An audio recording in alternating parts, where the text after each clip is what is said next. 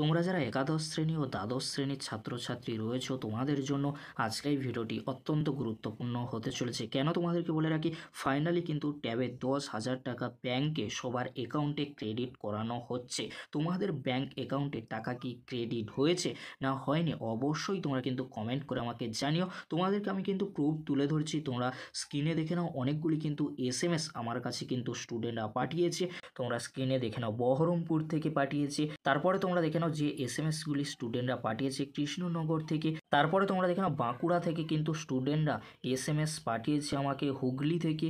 তারপরে তোমরা দেখে নাও বীরভূম রয়েছে, কুচবিহার রয়েছে, মেদিনীপুর রয়েছে। সমস্ত জায়গার স্টুডেন্টরা কিন্তু ট্যাব কেনার জন্য 10,000 টাকা ব্যাংকে পেয়ে গিয়েছে। তোমরা যারা এখনও পর্যন্ত পাওনি তোমরা কি করবে, তোমাদেরকে বলে রাখি, তোমাদের যাদের ব্যাংকে এখনও পর্যন্ত টাকা ক্রেডিট হয়নি বা SMS এসেছে কিন্তু টাকা ঢোকেনি, এখানে তোমাদেরকে বলে রাখি, তোমাদের যেসব টাকাগুলি ব্যাংকে ক্রেডিট হচ্ছে সমস্তটাই কিন্তু NEFT পদ্ধতিতে ছাড়া হচ্ছে। ব্যাংকে টাকা ছাড়ার জন্য দুটি পদ্ধতি রয়েছে, তার মধ্যে NEFT এই যে পদ্ধতিটি, এই পদ্ধতিতে টাকা ছাড়লে কোনো চার্জ কিন্তু নেওয়া হয় না। সেই জন্য এই পদ্ধতিতে টাকা কিন্তু ছাড়া হয় সরকারি লেভেলের ক্ষেত্রে। তাই তোমাদেরকেও চিন্তা করার কোনো বিষয় নেই। NEFT পদ্ধতিতে যেহেতু টাকা ছাড়া হয় 2-3 দিনের মধ্যে কিন্তু টাকা তোমাদের ব্যাংক অ্যাকাউন্টে ক্রেডিট হয়ে যাবে। তাই তোমাদের কোনো চিন্তা করার কোনো বিষয় নেই। এবারে তোমাদেরকে বলে রাখি, SMS না আসলে কি করবে। দেখো, তোমাদের যাদের SMS আসেনি বাট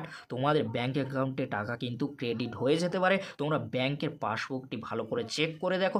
যদি ব্যাংক পাসবুক চেক করার পরে তাও যদি তোমাদের ব্যাংক অ্যাকাউন্টে টাকা ক্রেডিট না হয়, কিছুদিনের মধ্যেই তোমাদের ব্যাংক অ্যাকাউন্টে টাকা ক্রেডিট হয়ে যাবে। এবারে তোমাদেরকে বলে রাখি, তোমরা যারা ট্যাবের টাকা পেয়ে গিয়েছো বা ট্যাবের টাকা পাবে, তোমাদেরকে অবশ্যই একটি কথা মাথায় রাখতে হবে, তোমাদেরকে ট্যাব কেনার জন্য যে 10,000 টাকা দেওয়া হয়েছে সেই 10,000 টাকায় তোমাদেরকে একটি ভালো মোবাইল কিন্তু কিনতে হবে।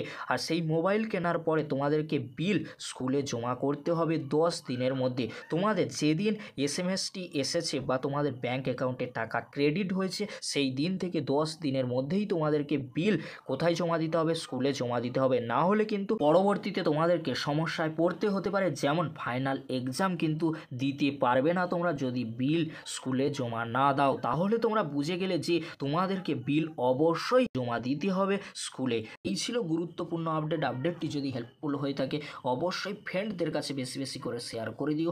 আজকের এতটুকু, পরবর্তীতে দেখা হচ্ছে নেক্সট কোনো একটি ভিডিওতে। ভিডিওটি দেখার জন্য তোমাদেরকে অসংখ্য ধন্যবাদ।